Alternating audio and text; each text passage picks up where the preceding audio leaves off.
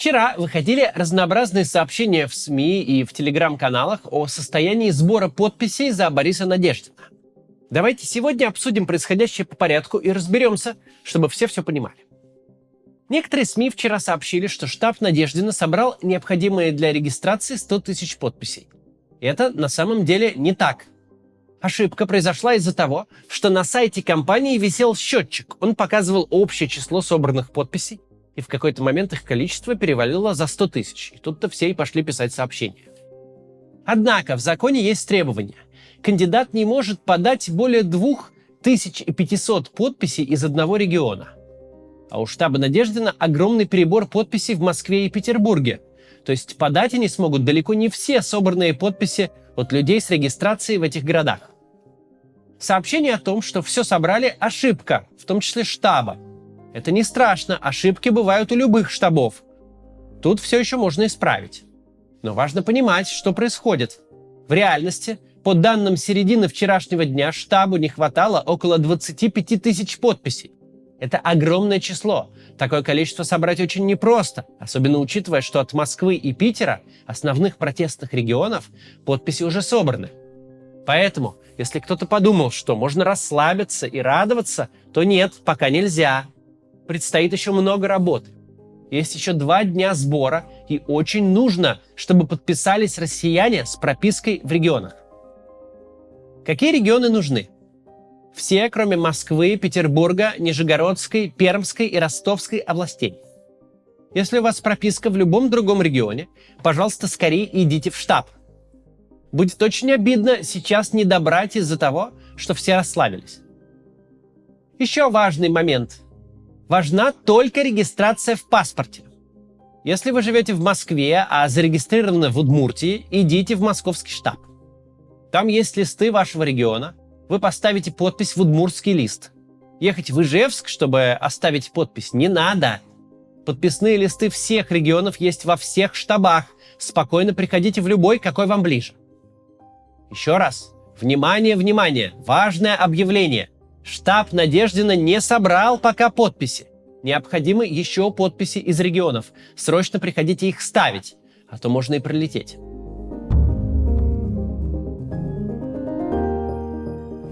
Пролететь на этой кампании было бы тем более обидно, что именно сейчас у нее появились шансы. Меньше месяца назад борьба за регистрацию началась в довольно безнадежной обстановке, когда никто о кампании не знал, а кто знал, тот не верил. И более-менее консенсус во всей оппозиции, кроме сами знаете у кого, был в том, что ничего на этих выборах интересного не получится. Многие региональные штабы документируют процесс в своих телеграм-каналах. Давайте посмотрим, как проходил сбор подписей около 2 недель назад и как стало теперь. Я специально рассказываю не о самых успешных штабах в столице или за рубежом. Я буду рассказывать о штабах в трудных регионах, где веры в перемены куда меньше, чем в Москве или Петербурге.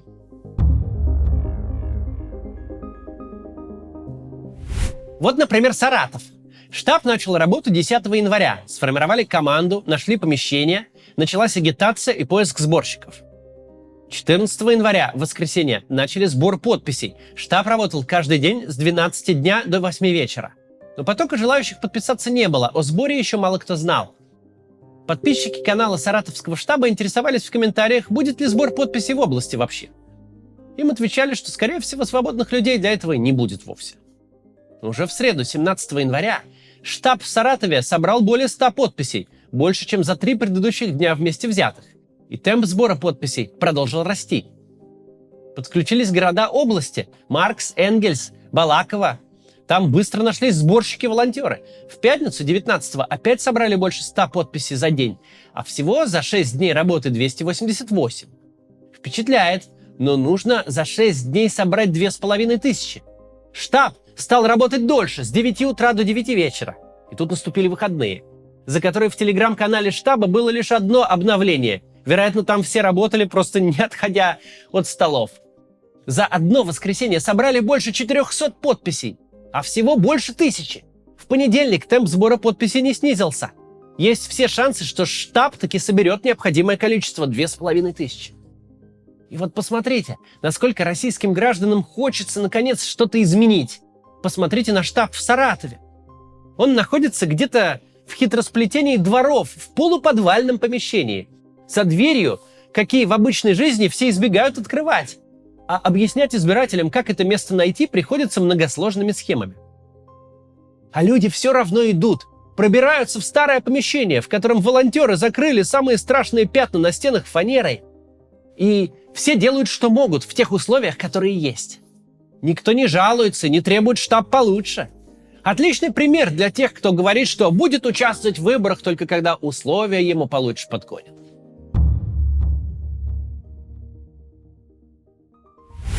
В Ярославле в первую неделю сбора подписи тоже собирались с трудом. И 17 января там точно так же отметили резкий, чуть ли не экспоненциальный рост желающих свою подпись отдать. С тех пор там были постоянные очереди. Сбор прошел успешно и на сегодня уже практически закрыт. Теперь в Ярославском штабе принимают подписи избирателей других регионов. Про Ярославль я решил рассказать еще по одной причине. Позавчера в этот штаб приехал депутат Госдумы Владислав Дованков. Он тоже кандидат в президенты на этих выборах, но кандидат уже зарегистрированный. То есть точно попадет в бюллетень от партии «Новые люди». И кандидат Дованков приехал вместе со своими сторонниками, чтобы оставить подписи за Бориса Надеждина. В нашей искаженной политической реальности трудно понять, что может значить этот жест. Ведь цели большинства кандидатов никак не связаны с настоящим желанием избраться президентом.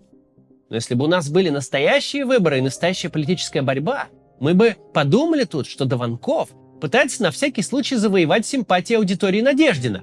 То есть наши с вами симпатии антивоенно настроенных избирателей.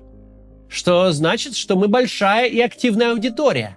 За наше внимание конкурируют разные кандидаты. Запомним это.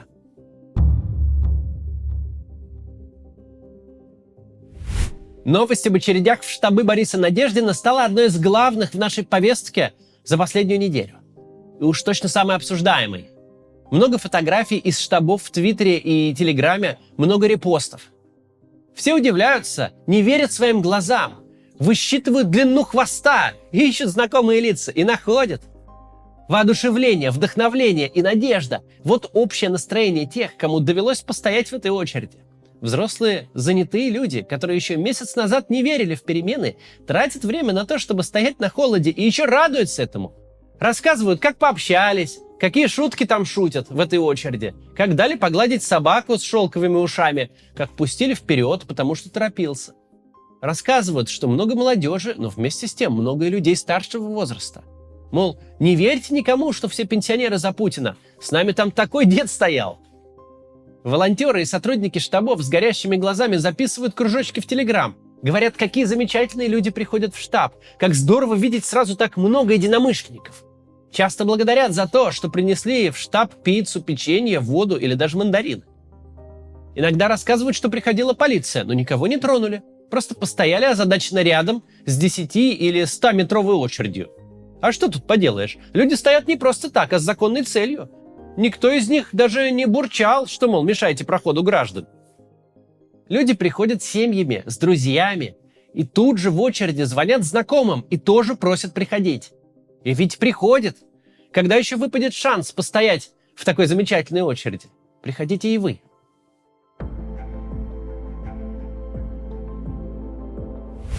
Ну и, наконец, давайте посмотрим на очереди рекордсмены. У всех городов свой рекорд. Во многих регионах и города меньше, и вовлеченность людей в политику может быть ниже. Но везде люди удивляются, обнаружив, как много тех, кто хочет перемен. В некоторых регионах много, может быть 10 человек. В столицах сотни, если не тысячи. Вот вчерашняя очередь в Москве, где сейчас принимают подписи практически только от избирателей с региональной пропиской. Все происходит вечером. Люди пришли после учебы и работы. Но расходиться никто не собирается. И все время приходят новые и новые люди. И каждому хочется достоять и расписаться. Вот Петербург. В это воскресенье тут своя атмосфера. Очередь от парадной через дворы-колодцы до самой подворотни. Не споткнитесь о поребрик. Я слышал одну историю из питерской очереди. Сборщики вышли и сказали: слушайте, очередь длинная, можете пойти в другой штаб, там покороче. А из очереди кричат им: мы 24 года ждали и еще час подождем.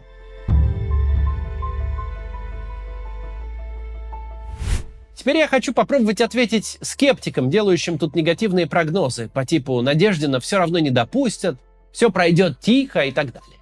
Такие прогнозы сейчас активно делают как провластные паблики во ВКонтакте, так и лидеры Фонда борьбы с коррупцией. Конечно, все ключи от допуска Надеждина в администрации президента. Однако нельзя не заметить, граждане России явно выражают свою позицию. Они не хотят голосовать за Путина и не хотят видеть его президентом больше. Они готовы стоять в очередях на морозе, чтобы поддержать другого кандидата, о котором, может, и не слышали-то до этой кампании. Скорее всего, большинство не слышали. Этот сигнал уже послан и уже ослабил систему, хотя это только начало. Надеждина могут снять, что, конечно, вызовет возмущение. Его узнаваемость сейчас очень высока, поиски информации о нем в Гугле и Яндексе зашкаливают. И все поймут, если его снимут с выборов. Это будет значить, что Путин в реальности слаб и не может победить такого оппонента. Поэтому вот вынужден докапываться до каких-то там запятых и закорючек в его подписных листах. Докапываться к подписям, которые очевидно оставили реальные люди.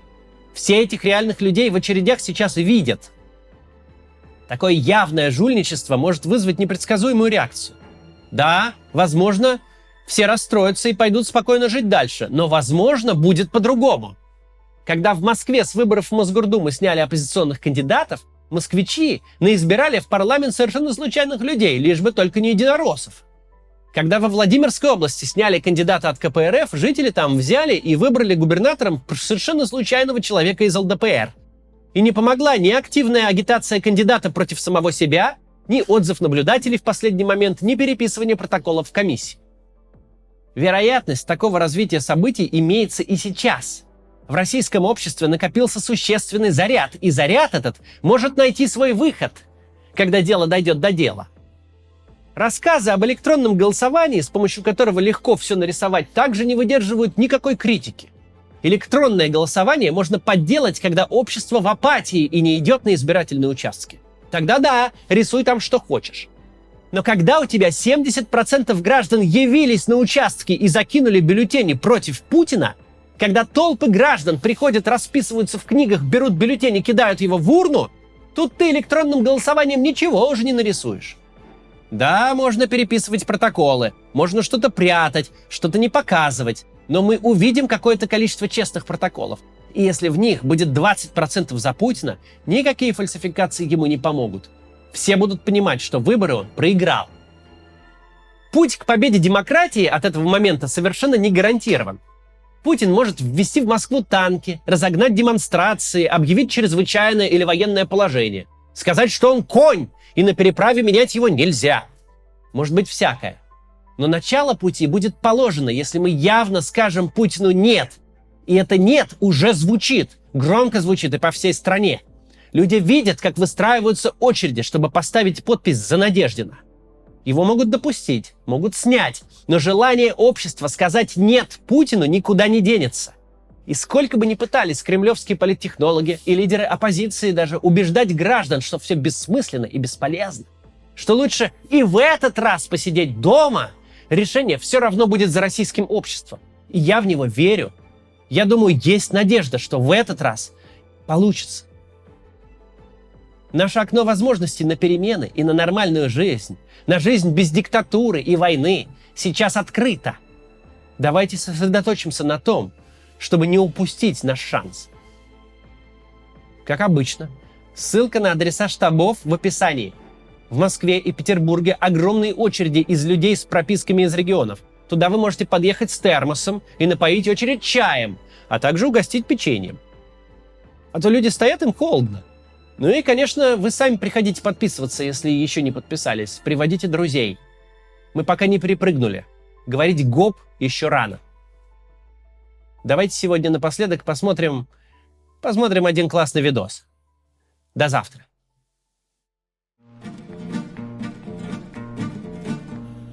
Ничего на свете лучше нету, чем бродить друзьям по белу свету. Тем, кто дружен, не страшны тревоги, нам любые дороги дороги, нам любые дороги дороги. Ла-ла-ла-ла-ла, ла-ла-ла-ла-ла-ла.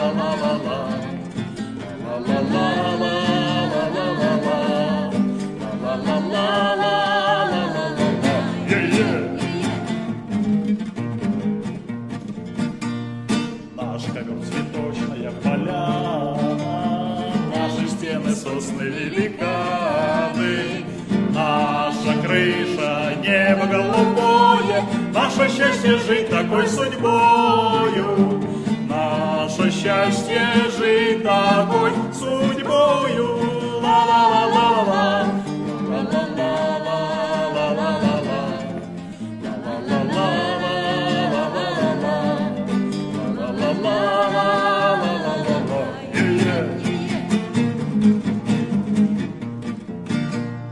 мы свое призвание не забудем, смех и радость мы приносим людям. Нам дворцов заманчивые своды не заменят никогда свободы, не заменят никогда свободы. Ла-ла-ла-ла-ла-ла.